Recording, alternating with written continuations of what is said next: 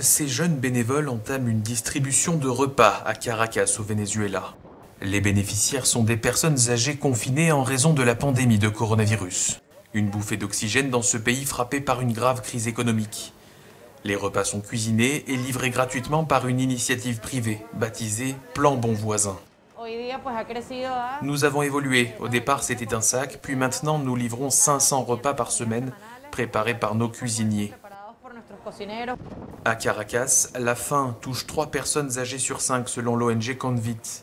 Le fléau est loin d'être éradiqué dans ce pays où l'inflation a atteint 9000% l'an dernier.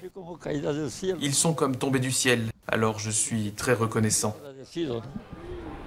Près de 5 millions de Vénézuéliens ont quitté leur pays depuis fin 2015 pour trouver un avenir meilleur et soutenir leur famille.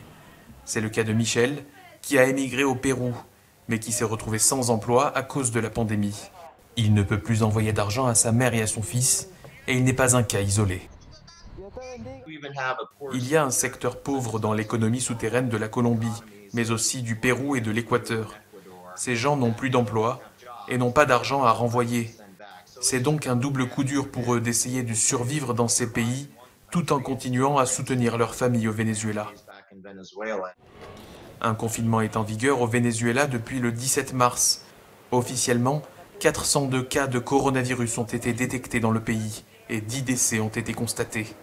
Mais l'opposition conteste ces chiffres.